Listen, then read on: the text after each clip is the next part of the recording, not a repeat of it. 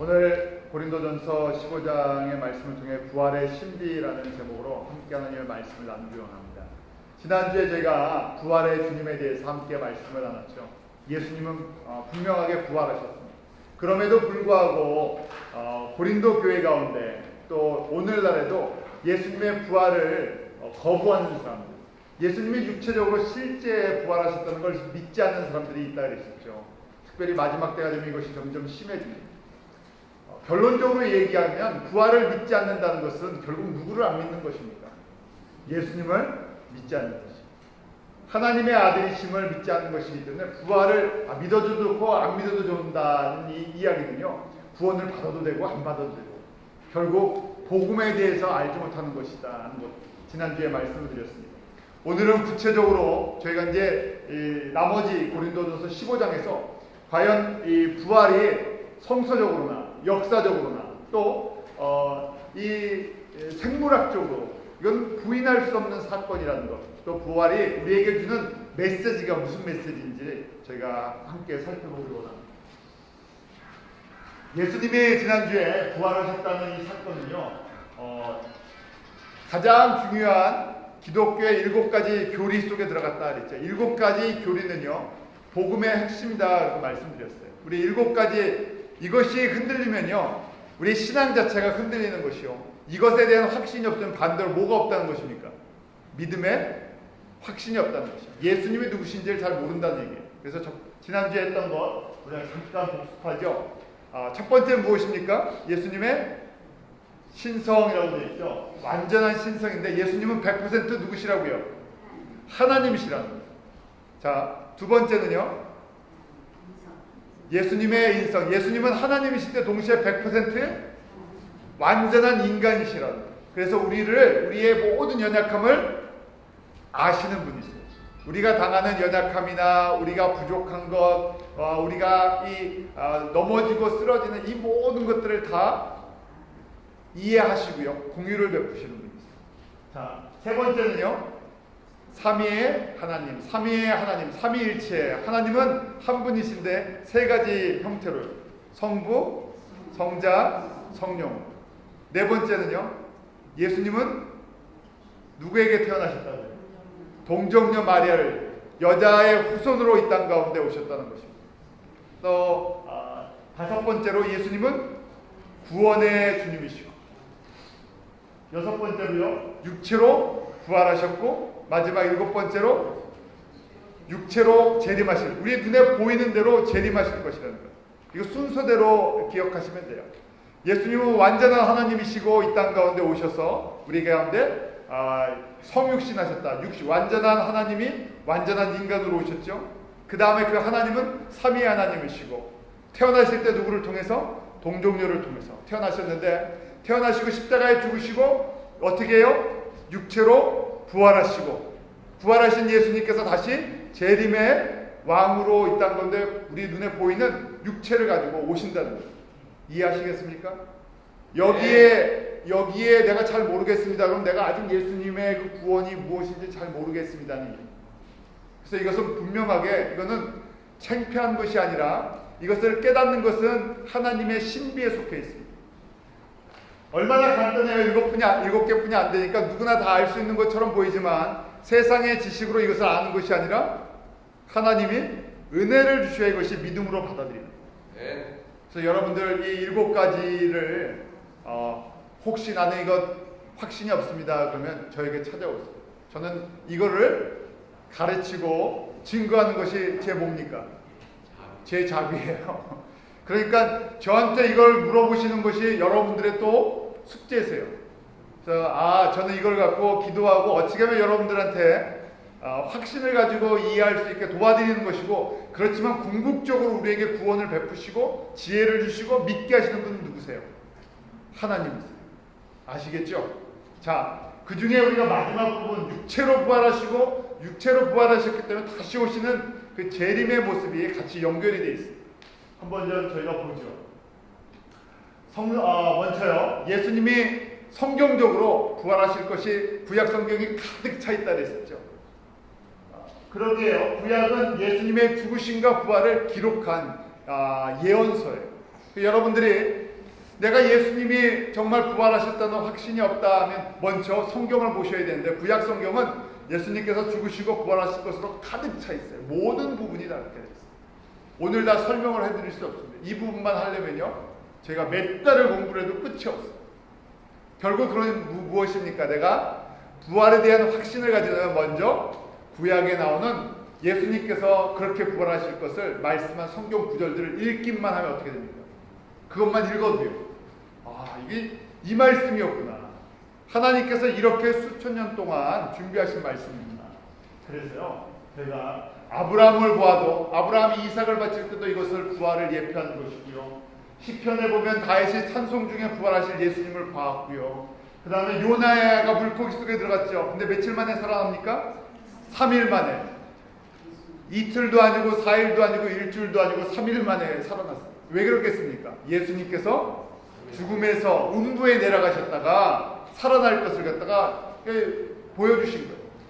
결국 저희가 구약을 갖다가 어렵게 보시지 말고, 구약은 예수님에 대한 무엇이라고요? 예고편 영화 같다, 그렇게 생각하죠. 그래서 요나를 보면서 어떻게 사람이 물고기 뱃속에 들어갔다 3일 만에 살아나는가, 이게 무슨 소설인가 무슨 설화인가, 그게 아니라 무엇을 보여주려고 일부러 예수님께서 그걸 하신 거예요. 3일 만에 죽음에서 부활하신 것을 누구를 고용하셨습니까? 요나라는 배우를, 선지자를 하나 이렇게 하나님 훈련시키셨는데요, 배역을 그렇게 맡으셨어요. 영화예요, 영화. 그래서 구약 성경이 어렵다 보지 마시고 예수님의 죽으심과 부활을 맡은 배역들이 나오는 거예요. 그래서 영화로 보면 여러분들 재밌으시잖아요. 자, 그렇기 때문에요, 이 구약의 모든 것이 예수 그리스도의 죽음과 부활을 증거하고 있죠. 또 예수님도요, 내가 너희들에게 보여줄게 요나의 표적뿐이 없다 하고 말씀하셨어요. 그 이야기는 뭐냐면, 내가 이미 700년 전, 800년 전에 요나에게 물고기 뱃속에 들어갔다 나오는 것을 보여주었는데, 이것이 내가 3일 만에 부활할 것을 보여주기 위한 것이다 하고 십자가에 죽으시기 전에 말씀하십니다. 또 예수님의 이제 오늘 15장에 보면요, 그럼 이것도 못 믿겠고 저것도 못 믿겠으면 누구요? 예수님의 부활을 눈으로 목격한 사람들을 한번 내가 소개시켜 주겠다. 난 성경도 못 믿겠고, 내가 뭐 예수님이 하신 말씀도 못 믿겠고, 나는 어떻게 해야 된다고요? 진짜 부활한 걸 본 사람을 좀 만나야 되겠습니다. 그러니까요, 바울이 오죽 답답하게 했어요. 말을 해도 못 알아들으니까. 그러면 지금 고린도 전서를 기록할 때가 몇 년이라 그랬습니까? 고린도 전서를 기록할 때 50, 이거 맞추시면 제가 거짓말 안 하고 짜장면 사드리겠습니다. 56년. 우리 권사님만 그 짜장면 드실 혹시 나는 다르게 생각하십니다. 정답이 없어요, 아직 정확하게. 55년에서 56년 사이에 기록되었습니다. 그러니까요, 자, 그래서 이 5절부터 8절까지 바울이 지금 예수님께서 몇 년도에 십자가에서 돌아가시고 부활하셨습니까? 예수님이 언제, 몇 년도, AD 주후 몇 년에 십자가에서 죽으셨다가 부활하셨어요? 몇 년도? 30년쯤. 그렇죠. 30년이에요. 자, 30년에 예수님께서 부활하셨는데 지금 몇 년이 흘렀습니까? 아니, 여기 때. 고린도전서 지금 바울이 답답해서 설명할 때. 30년에서 지금 55년이니까 빼면 55 빼기 30.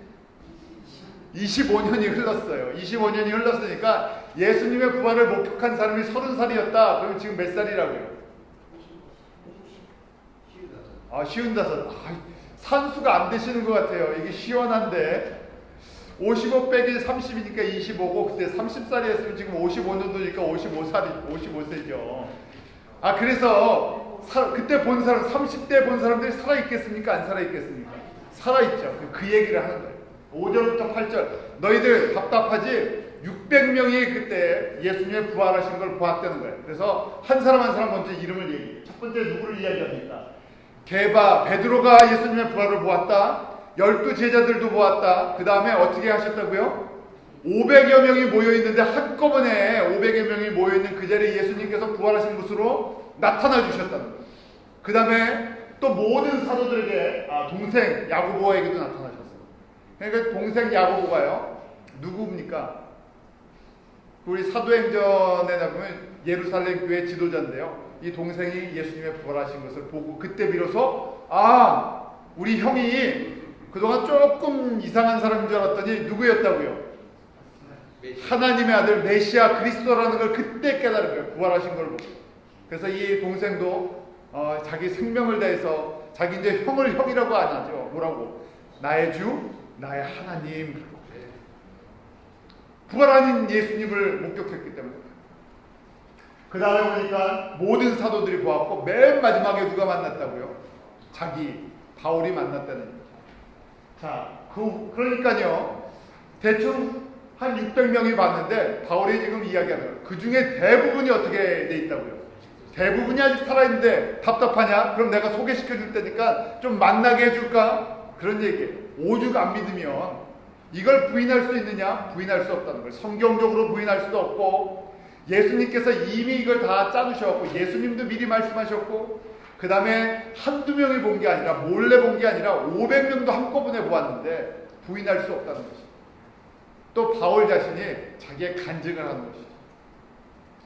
자기의 간증이 있습니다. 왜냐하면 바울이 내가 지금 이 자리에서 이렇게 외치는 것 자체가 자기가 누구를 만났기 때문에 부활하신 예수님을 만났기 때문에 내가 이 자리까지 와 있다는 얘기죠.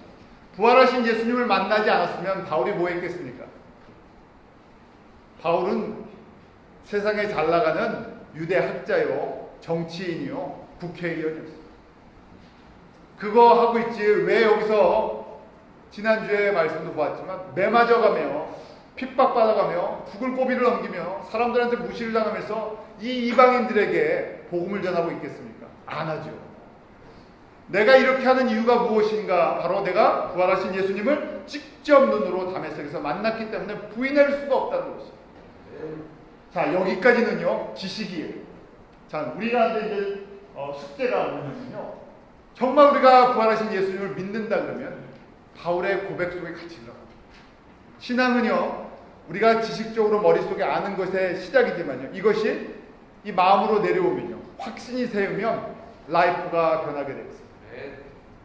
근데 이것이 그냥 지식도 없고 이게 지식이 여기까지 안 내려오면요 라이프가 변하지 않아요.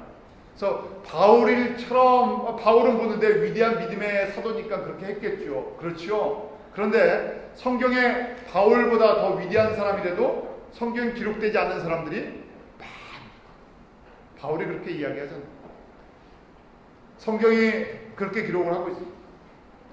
히브리서 11장에 보면 믿음의 사람들이 많은데 믿음의 사람들의 이름을 다 기록할 수가 없어요.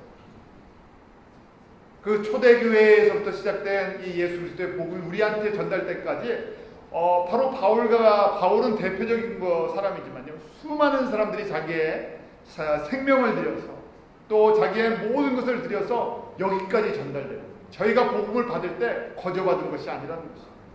이런 바울과 같은 사람들의 희생과 헌신이 있어요. 바로 이것이 부활하신 예수님을 만나면요 희생하지 말라 그래도 희생할 수밖에 없어요. 드릴 수밖에 없죠. 확신이 있기 때문에. 그 다음에 하나님의 나라에 대한 부활에 대한 소망이 있었어요. 그래서 바울이 내가 왜 이렇게 늦게 부름을 받았는데 내 목숨을 걸 수밖에 없는 이유를 나머지 부분에서 저희에게 증거해 줍니다. 이것이 복된 사람이라는 것이죠. 이것이 예수 그리스도의 부활을 내가 목격하고 내가 믿고 확신하는 사람이 가장 복된 사람인데 자기의 하는 일이 힘들고 어렵고 이거 내가 왜 이런 사서고생을 하나 그러면 안 하죠. 남에게도 권하지도 않죠. 모든 고린도 교회들에게 또 오늘 살고 있는 우리들에게도 바울이 뭐라고 이야기합니까? 나와 같이 되기를 원한다. 자, 저희가 또 이제 살펴볼게. 그러면 정말 부활이 생물학적으로 예수님께서 어떻게 이 부활을 갖다 우리에게 가르쳐 주시는지 바울이 이제 성경적으로 또 역사적으로 증인들을 세우고 그 자신의 삶을 또 통해서 마지막으로는요. 고린도전서 15장 35절부터 41절에 보면 뭐라고 되어 있습니까? 씨와 형체로 이 생물학적으로 설명을 하고 있어요. 무슨 이야기냐면요. 쉽게 한 구절 저희가 보면요. 씨가 땅에 들어가 죽어야 형체가 나온다. 이 얘기가 우리 한번 고린도전서 15장 36절 같이 읽어보겠습니다. 시작. 어리석은 자여 너의 뿌리는 씨가 죽지 않으면 살아나지 못하겠고. 쉽게 말해서요. 저희 그 뒷밭에 오이가 자라는데 오이 씨는 얼마든지 아십니까? 오이 씨는 뭐 조그맣겠죠. 뭐 오이 먹을 때 여러분들 뭐 씨가 걸려서 잘 못 먹는 일 별로 없잖아요. 자, 오이 씨랑 오이랑 똑같이 생겼습니까? 아니에요. 그런데 오이 씨를 뿌릴 때는 뭐가 나타나기를 기다리면서 뿌려요. 오이라는 것이 이렇게 싹이 터서요. 자라서 열매를 맺는 것을 저희가 알아요. 어떻게 합니까? 보았기 때문에. 오이 씨를 심었더니 오이가 나는 걸 보았기 때문에요. 이게 하나님께서 이 자연을 통해서 우리에게 보여주시는 부활의 증거라는 거예요. 그래서 처음에 씨를 뿌릴 때는 이 씨가 어떻게 그렇게 생길지, 형체라는 것은요, 본체라는 얘기. 우리 몸으로 얘기하면요. 그 다음에 하나님의 뜻대로 씨와 형체를 만드셨어요. 자, 우리가 처음에 사람의 생명이 태어날 때 어떻게 됩니까? 생물학적인 거예요. 생물학적으로. 어떻게 해야 아기가 생깁니까? 난자와 정자. 예. 그 생물학적으로 보면 난자와 정자가 서로 만나서 그다음부터 핵연합입니까? 핵연합과 분할이 이제 시작되는데 정자를 보면서 난자를 보면서 야, 사람이 이렇게 생길 거다 아는 사람 있습니까? 없어요. 나중에 태어나 보니까 뱃속에서 요새는 뭐 울트라 사운드 소노그램이 좋아갖고요. 뱃속에서 이 작은 생명까지 다 찍어서 막 사진으로 주고 그러니까 저희가 좀 알죠. 태어나기 전까지는 모르잖아요. 어떻게 생기는지. 근데 분명한 것은 세포가 만나서요. 그렇게 해서 생명이 태어나요. 하나님께서 사람은 사람대로 사람의 모든 또 65억이면 65억에 생긴 게 전부 다르게 나무면 나무, 식물이면 식물, 동물이면 동물 다 이렇게 무슨 원리로요? 씨와 형체의 원리로 만들어 주셨다.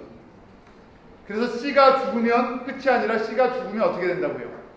본체가 나오는 거예요. 정자 난자가 만나서 정자 난자가 죽으면 그래서 죽는 것처럼 보이지만 죽는 게 아니라 본체 생명을 사람을 만들어낸다는 것이. 이해하시겠습니까? 이것이 생명의 원칙이라는 얘기예요. 그런데 누구 뜻대로 하신다고요? 하나님의 뜻대로 이렇게 정해놓으셨다. 그 창조자의 주권에 따라 형체와 영광을 만드셨는데 우리 눈에 보이는 이런 생명체뿐만이 아니라 저희가 45절, 그러니까 35절부터 41절에 보면 해와 달도 저절로 생겼는지 아냐? 해와 달도 창조자가 그 씨와 본체로 다 심으시고 만드신 거라는 거예요. 똑같은 생명의 원리가 해와 달과 별에도 적용된다는 거예요. 자, 그래서요 이제부터 이 말씀을 하시려고 이 얘기를 했어요. 죽음과 부활이 씨와 본체, 형체의 관계인데요. 제가 하나씩 보죠. 씨가 있으면 죽어야 되죠. 그래야 미리 죽으면 미리 생기죠. 오이 씨가 죽어야 오이가 생기잖아요. 그래서 씨는 죽음이고 형체는 부활이라는 얘기. 그러니까요 무슨 이야기냐면 사람이 지금 우리가 살고 있는 이게 뭐라는 얘기입니까? 우리가 살고 있는 이 모든 것이요. 아니죠. 이게 부활한 몸이 아니니까 이건 다 죽을 거잖아요. 그렇죠? 우리 이 땅에서 다 죽지 않습니까? 아멘? 여기서 살 사람 있어요? 영원히 살 사람. 여기서 죄송합니다. 늙지 않을 분 계십니까? 없어요. 나는 안 늙으려고 안 죽으려고 해도 늙고 죽게 돼 있어요.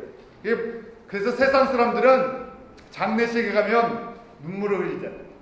그 다음에 안 죽으려고 하고. 왜요? 끝이라고 생각하니까. 부활을 믿지 않기 때문에 그래요. 만약에 미리요, 똑같은 표현이에요. 미리 내가 한 죽을래? 나는 미래 한 알로 오이씨 한 알로 살할래 하고 그러면요 어떻게 됩니까? 오이의 영광을 보지 못하는 거예요. 그 추수의 영광을 보지 못한다는 얘기. 그 세상 사람들, 부활을 믿지 않는 사람들은 그렇기 때문에 어떻게든지 안 늙으려고 그러고 병 안 들으려고 그러고 이 땅에서 잘 되려고 하는 거예요. 왜냐하면 죽으면 더 좋은데 죽으면 끝이라고 생각하니까. 그 부활을 믿지 않는 사람과 부활을 믿는 사람의 삶은 완전히 다를 수밖에 없어요. 이해하시겠습니까? 그러니까 우리가 지금 이 세상에 살고 있는 것은 무슨 삶이라고요? 씨와 같은 삶이라는 거예요. 결론이 죽음이기 때문에. 그래서 부활하면요 몸도 혼도 영도 새로워지는데 그때는 부활체잖아요. 예수님이 부활하신 것처럼 그때는 새로운 생명을, 영원한 생명을 가져요. 그것이 바로 부활의 영광의 바로 형체예요. 자, 그래서 예수님께서 이것들을 우리에게 보여주신 건데 바울이 이렇게 설명합니다. 우리가 그러면 뭐냐? 우리의 육체는 썩을 육체를 심었는데 뭐가 나온다고요? 썩지 않는 육체가 나와요. 부활한 육체는요 썩지 않습니다. 부활한 육체는 어떤 육체를 갖고 있습니까? 그래야 우리가 좀 사모할 거 아니에요. 썩지 않는 육체뿐만이 아니라 죄송합니다. 그 머리 다 빠지고요. 다 늙어서 허리가 구부러진 상태로 영원히 살면 어떻습니까? 힘들 거 아니에요. 그럼 그냥 힘들게 오래 사는 거네. 그게 아니라 부활한 육체는요 썩지 않을 뿐만이 아니라 무슨 체라고요? 영광의 육체. 가장 약한 것을 심었는데 강한 것을 얻고요. 육의 몸을 심었는데 신령한 몸이에요. 그래서 그 천국 갔다 온 분들이 이렇게 간증 써는 거에 보면요 어떤 모습을 내가 하나님 그 천국에 갔는데 내가 어떤 모습을 갖고 있다고요? 여자분들은 어떤 모습을 갖고 있을 것 같습니다. 예? 그러면 스스로 한번 생각해 보세요. 내가 몇 살 때 제일 예뻤나? 여러분들 몇 살 때 제일 예쁘셨습니까? 항상 예쁘셔갖고 구별을 못 하시겠죠. 그러면 자라난 많이 딸들을 키우시면요 딸이 몇 살 때 제일 예쁩니까? 여자 나이 몇 살에 제일 예뻐요? 28 청춘. 제가 보면 그 고등학교 졸업할 때쯤이 아마 제일 그 청순함과 그 화장을 안 해도 가장 예쁜 모습 같아요. 근데 왜 화장들을 하는지 저도 모르겠습니다. 아니죠. 10대들이요. 20대부터는 조금 하셔야죠. 30대는 분장도 하시고 좀 이렇게 하셔야 되는데 10대 말이에요. 10대 때는 그 피부 자체가 가장 그 생명력이 넘치잖아요. 남자들도. 그래서 제가 기억하는데 그 천국 갔다 왔던 그분이 그 여자분이요. 그 간증을 주시는데 자기의 모습이 가장 아름다운 여인의 모습. 가장 아름다운 여인의 모습으로 그렇게 그때 가서 보니까 그런 모습이었다. 기록이 되어 있습니다. 그런데 그분이 무슨 우리에게 거짓말을 쓰는 것이 아니라 그렇게 환상을 보았는데 지금 고린도전서 42절부터 15장 40부터 49절 보니까 육의 몸을 심었더니 뭘 얻은다? 부활의 육신은요 신령한 몸이라는 거예요. 그 다음에 아담은 모든 우리 죽는 사람들의 조상이죠. 부활의 마지막 아담은 예수 그리스도. 자, 이 아담은요 하나님께서 그 코에 생기를 불어넣어 주셨더니 살아있다 그랬어요. 그래서 리빙 비잉, 살아있는 존재가 되었는데요. 우리 마지막 아담 예수님은 우리에게 라이프 기빙 스피릿, 하나님께서는 우리에게 생명을, 라이프 기버, 생명을 주시는 분이시다. 그래서 우리 육에 속한 사람들은 분명히 썩고 죽게 되어 있는데 예수 그리스도 안에서 저희가 부활을 하면요 하늘에 속한 사람들, 영원한 사람들, 영광의 몸으로 다시 새로워지는 거예요. 그러니까 저희가 이 부활을 확신하면 무슨 소망이 생기겠습니까? 하늘의 소망이 생기니까요 빨리 어디 가고 싶어요? 천국에 가고 싶은 것이 우리의 찬송이요 우리의 소망이 됩니다. 그런데 천국에 대한 부활에 대한 확신이 없으니까 어디 있어요? 사람들은 여기서 어떻게 하든지 오래 버티려고 하잖아요. 그래서 예수 안 믿는 사람들이 죽을 때 어떻게 합니까? 그런 데잖아요.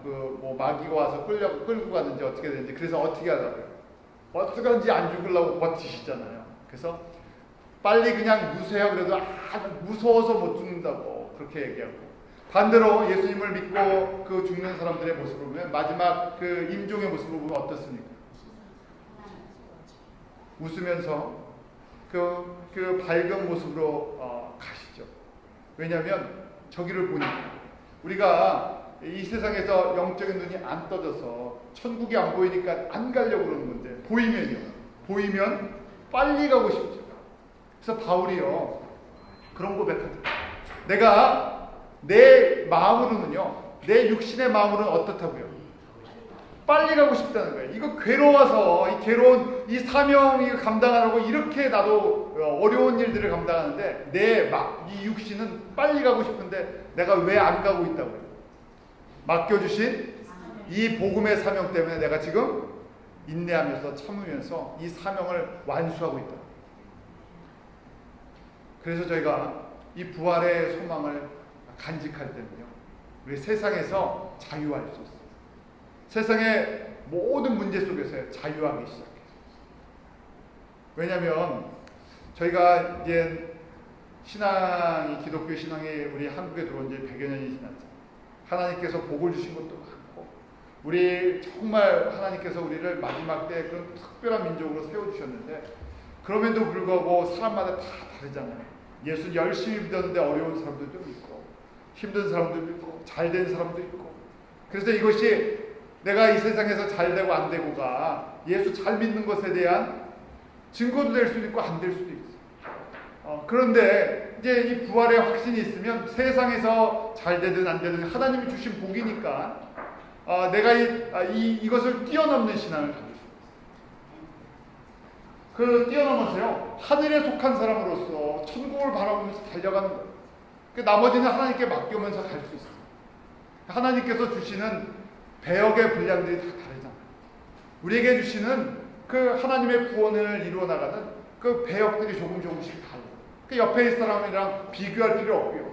내가 부활의 확신이 있으면 내 배역을, 내게 맡은 삶 속에서 내 그 사명을 신실하게 감당하면요, 하나님께서 이제 언제예요? 우리가 죽으면 예수 그리스도와 함께 새로운 부활체로 살아난다는 확신이 있으면 우리의 사명만 감당하면 되는 거죠. 바울은요, 이것을 깨닫고 자기가 이렇게 얘기를 해요. 바울이 이걸 깨닫고 나는 뭐라고 얘기합니까? 나는 자격 미달자다. 그래서 고린도전서 오늘 15장 8절 9절 이렇게 자기가 고백하는데, 한번 같이 읽죠. 8절 9절입니다. 시작. 맨 나중에 만삭되지 못할 남자 같은 내게도 보이셨느니라. 나는 사도 중에 지극히 작은 자라. 내가 하나님의 교회를 핍박하였으므로 사도라 칭함을 받게 감당치 못할 자. 내가 사도라고 부름을 받을 수 없는 사람이라는 거예요. 왜요? 과거의 자기 모습을 보았는데, 자기 이 모습 보니까 사도로 부름을 받는 것 자체가 은혜라는 것이죠. 그러니 내가 지금 교인이라고, 성도라고, 또 집사든 권사든 장로든 목사든 전도사든 선교사라고 그런 직분을 받고 하나님을 섬길 수 있다는, 이게 무엇입니까? 다 하나님의 은혜예요. 우리가 무슨 직분을 받을 수가 있겠습니까? 다 마찬가지예요. 목사부터 시작해서 누구든지 마찬가지예요. 우리가 원래 태어날 때부터 거룩하게 태어났습니까? 우리가 태어날 때부터 예수님을 알았습니까? 우리가 또 직분을 받았다고 우리가 완벽합니까? 아니잖아요. 그래서 이게 내가 그 배역을 맡을 만한 자격이 없는데 하나님의 영광으로 이런 배역을 하나씩 주셨구나. 그러니까요, 감사할 수밖에 없는 거예요. 그래서요, 바울이 고백하는 게 뭡니까? 자기가 사실은요, 우리는 바울 사도가 사도 중에서 최고 사도 같아요. 저는 성경을 볼 때마다, 특별히 신약 성경 서신서를 볼 때마다 바울은 어떻게 이 하나님의 이 풍성한 은혜를 깨닫고, 물론 저희가 부활의 확신은 있지만 어떻게 자기의 삶을 이렇게까지 드릴 수 있었을까? 죽기를 각오하면서 숱한 역경을 이겨나가면서 이방인들에게 복음을 전하기 위해서 모든 것을 어떻게 이렇게 쏟아부을 수 있을까? 그러는데 바울은 뭐라고 이야기합니까? 내가 다른 사람보다 받은 은혜가 많기 때문에 어떻게 해야 된다? 마땅히 더 수고해야 된다. 여러분들은 어떻습니까? 우리는 받은 은혜가 얼마큼 되는지요? 이걸 제가 그냥 웃으면서 넘어가는 것이 아니라 정말 우리가 받은 은혜는 누구랑도 비교할 수 없어요. 그래서 우리가 수고하는 것, 우리가 주님을 위해서 조금씩 희생하는 것, 이것은요 정말 하나님의 영광, 하나님의 은혜 받은 거에 비하면 아무것도 아니라는 얘기죠. 부활은 저희가 부인할 수 없는 것입니다. 그래서 바울은요, 만약에 예수님이 부활하시지 않으면 거꾸로요, 사람들이 안 믿으니까 그럼 거꾸로 한번 이야기를 하는 거예요. 예수님이 만약에 부활하시지 않았다면 예수님이 무엇이 아니시라는 거예요. 하나님이 아니시라는 것이죠. 그리고요, 예수님이 부활하지 아니하셨다면 바울과 사도들이 전파하는 이 모든 것이 다 헛된 것이다. 헛된 것이라는 얘기는요, useless. 복음도 헛된 것이요, 부활도 헛된 것이요, 또 우리가 신앙생활하는 것도 다 헛된 것이요. 그거 뒤집어서 보면요, 만약에 예수님이 부활하셨다면 무엇이 헛된 것이라는 것입니다. 세상 사람들이 추구하는 모든 것이 거꾸로 다 헛된 것이고, 믿음의 길을 걷고 살아가는 이 길이 진짜라는 거죠. 그러니까요, 이 말씀은 그냥 만약에 우리가 사는 삶이랑 세상 사람들이랑 구별이 되지 않으면 할 말이 없죠. 그런데 분명하게 구별이 되어 있으면, 달려가는 목표가 분명히 있으면요, 그 이유가 있다는 얘기죠. 고린도 교인들이 만약에 부활을 믿지 않으면 믿음도 헛된 것이죠. 또 다 거짓 증인이 되는 것입니다. 그리고 여전히 제 가운데 있고요. 마지막으로요, 예수 믿고 죽은 자들은 다 망한 자들이다. 18절 우리 한번 같이 읽어볼까요? 18절 같이 읽습니다. 시작. 또한 그리스도 안에서 잠자는 자도 망하였다. 망하였다는 말은요, 아폴루미에서요, 멸망했다, 음부에 가버렸다. 예수님이 부활하지 않으면 결론적으로요, 우리가 불쌍한 사람인데요, 가장 불쌍한 사람. 왜 우리가 주일날 시간 들여 힘들여 교회에 나와서 예배드리고 섬깁니까? 부활하지 않으셨다면 이거 다 헛된 일이잖아요. 그냥 세상에 나가서 그 썬데이를 주일이 아니라 뭘요? 휴일로 보내면 되잖아요. 미국에 즐길 일이 얼마나 많습니까?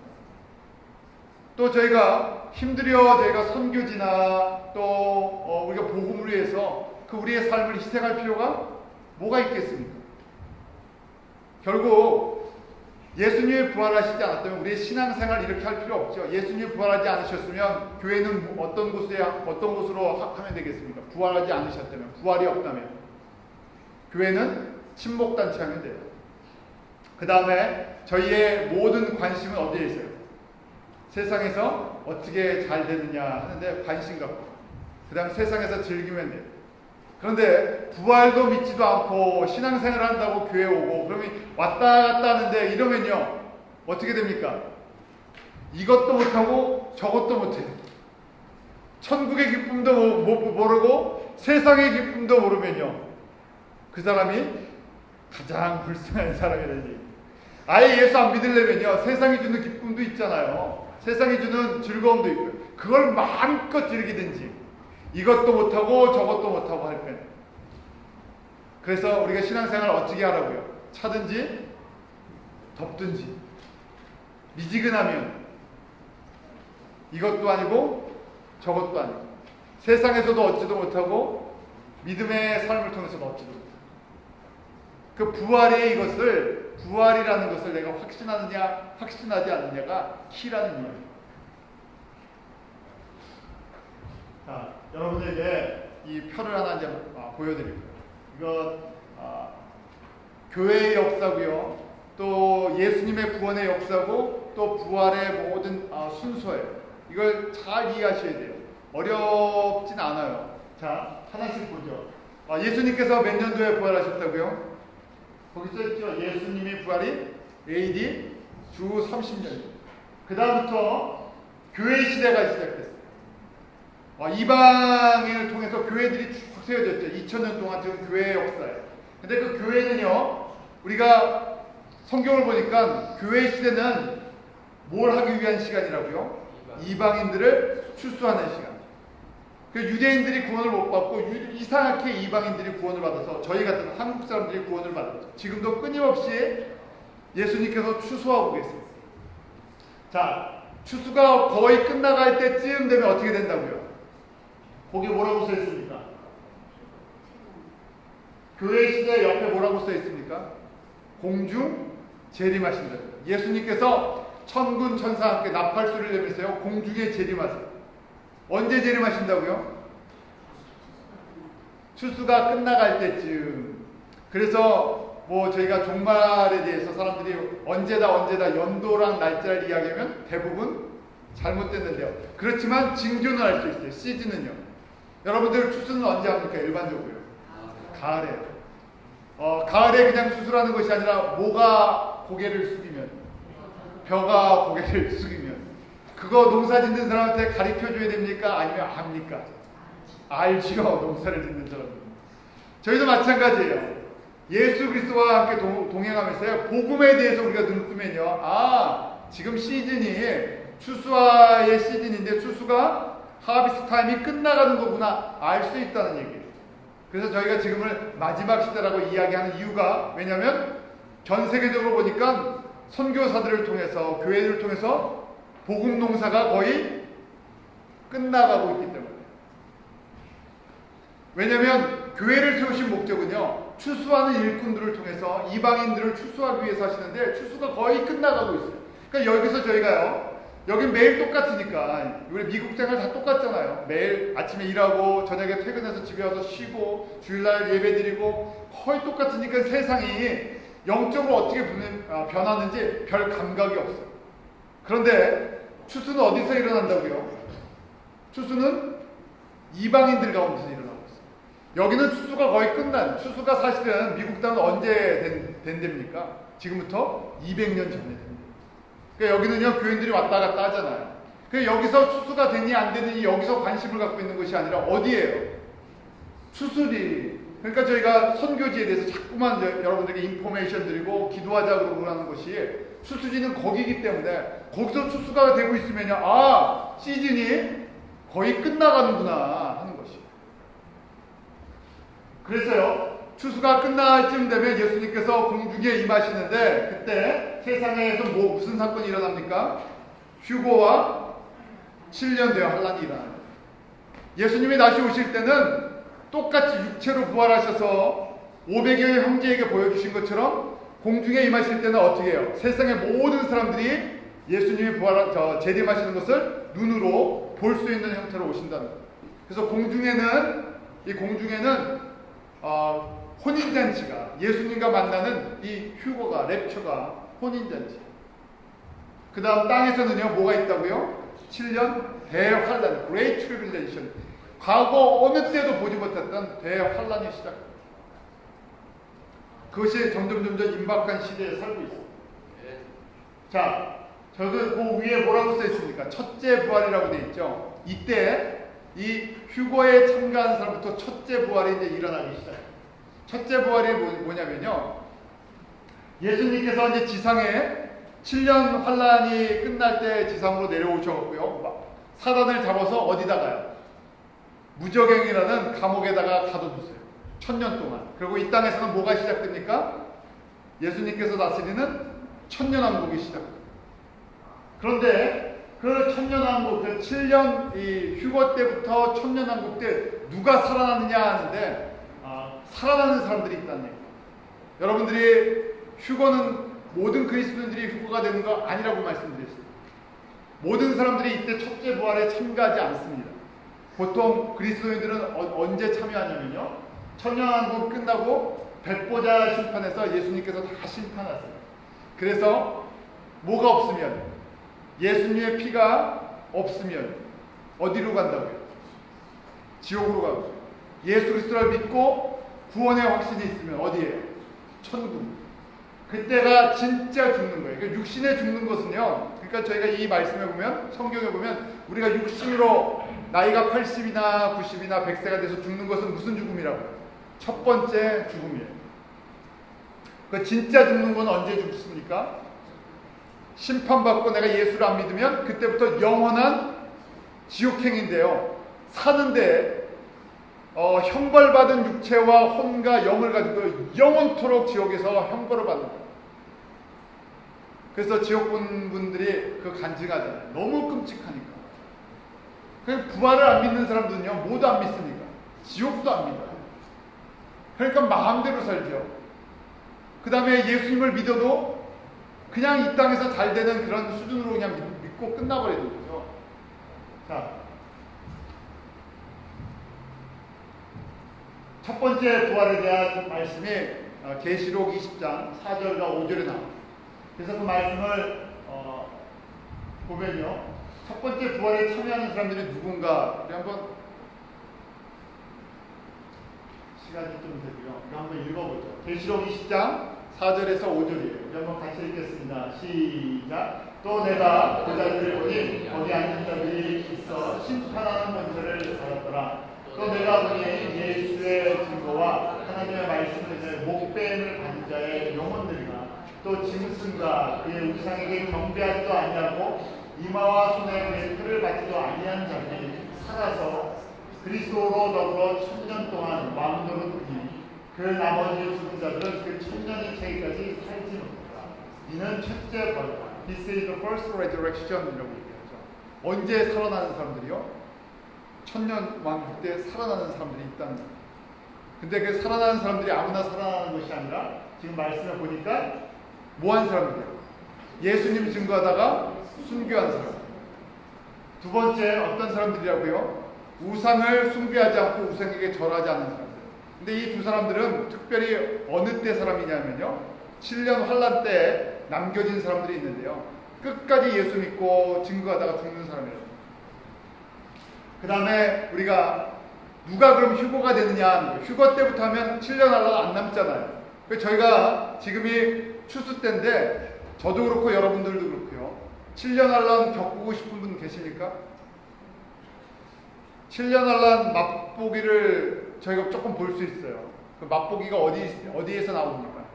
7년 환란에 대한 조그만 맛보기들. 북한.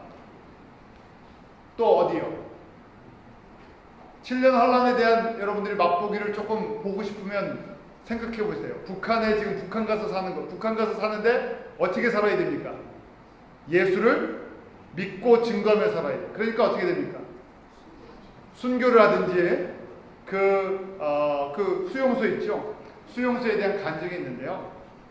짐승만도 못한 삶을 살죠. 그래서 제가 그 간증을 봤는데 사람들을 불러내놓고요, 몇 사람씩 이 시간에 만약에 예수를 부인하면 내가 이 수용소에서 나가게 줄 테니까, 아니면 너 죽인다 그래도 어떻게 되겠습니까? 둘 중에 하나 선택하라고. 그 사람들이 그 안에서 예수를 고백하죠. 그리고 죽어가고 그 안에서 지옥에 정말 그 무슨 짐승만도 못한 대접 속에서 그렇게 살아가는 사람들이 뭐 수만 명 된다고 그 탈북자들이 그걸 증거하고 있어요. 또 저희가 7년 환란의 모습을 조금 그려볼 수 있는 거예요. 지진 났을 때, 또 저희가 그 일본의 지진의 참사를 한번 보세요. 그 가운데 한번 산다고 생각해 보십시오. 7년 환란은 이런 환란에 비해서요, 비교할 수 없는 모습입니다. 그래서 저희가 이건 그냥 지식으로 듣지 마시고요, 선교지에서 선교가 끝나간다는 이야기는 곧 7년 환란이 다가온 예수님께서 공중에 다시 오신다는 얘기예요. 그런데 휴거는 누가 되느냐? 그럼 나 이거 우리 참석하지 말고 예수 잘 믿고 랩처돼야 되는데요. 그럼 어떻게 랩처되냐 하는 것이 어린 양의 거룩한 신부가 돼야 돼요. 예수님께서 혼인잔치라 그랬잖아요. 랩처는요, 혼인잔치예요. 그러니까 잘 준비된 신부들이 들어가는데요, 그 특징이 있죠. 우리 계시록 19장 8절과 9절입니다. 같이 읽습니다. 시작. 그에게 허락하사 빛나고 깨끗한 세마포를 입게 하셨은즉 이 세마포는 성도들의 옳은 행실이로다 하더라. 천사가 내게 말하기를 기록하라. 어린 양의 혼인잔치에 청함을 입은 자들이 복이 있도다 하고 또 내가 말하되 이것을 하나님의 참되신 말씀이라. 어린 양의 혼인잔치에 청함을 받은 사람이 뭐 하다고요? 복이 있다. 누가 복이 있습니까? 어린 양의 혼인잔치 소식을요 접한 사람들이 복이 있는 사람. 그런 의미에서 저와 여러분은 복이 있습니까? 없습니까? 저희가 신앙생활하면서 어린 양의 혼인잔치와 이 휴거에 대해서 한 번도 못 들어보고 신앙생활할 수 있어요. 교회에서 이야기 안 해주면요 모릅니다. 그런데 어린 양의 혼인잔치가 있는데 누가 들어가냐고요? 아무 신부나 들어가는 것이 아니라 청업을 받고 뭐 한다고요? 결혼식 준비하는 거랑 똑같아요. 결혼식 날짜 잡아갖고 내일 결혼하는데 그냥 오늘도 그냥 친구 만나고 그냥 놀고 뭐 식장이 어디에 있는지 예복이 어디에 있는지 뭐 신부 화장을 어떻게 해야 되는지 전혀 생각 안 하고 남편을 위해서 준비하지 않고 그러면 어떻게 됩니까? 결혼식에 가면요 당황하죠. 마찬가지예요. 결혼식 준비를 했는데 깨끗하고 빛나는 세마포를 입어야 되는데 깨끗하다는 얘기는 무엇입니까? 옷 빨래가 잘 됐다는 얘기예요. 예수님께서 우리의 옷 보십니까? 무엇을 보세요? 우리의 마음을 보시니까 우리의 마음을 어떻게 하라고요? 항상 청소를 항상 잘 관리하고 있다는 얘기예요. 그러기에 무엇보다도 신앙생활에 가장 중요한 것이 지금 깨끗한 옷을 준비하는 것인데요. 어떻게 하면 깨끗해집니까? 마음이요. 우리의 마음이 어떻게 하면 깨끗해집니까? 첫 번째, 회개를 해야죠. 너무너무 잘하세요. 왜냐하면 우리 마음은 어떤 마음이기 때문에 더럽혀진 마음이에요. 그래서 심령이 가난한 자는 복이 있다는 이야기가 내 심령을 보니까 나는 뭐가 필요하다고요? 빨래가 필요합니다. 세탁이 필요합니다. 예수님께서 나를 씻어주시지 않으면 나는 아무리 죄송합니다. 그런 표현이 있죠. 아이고 세상 표현인데요.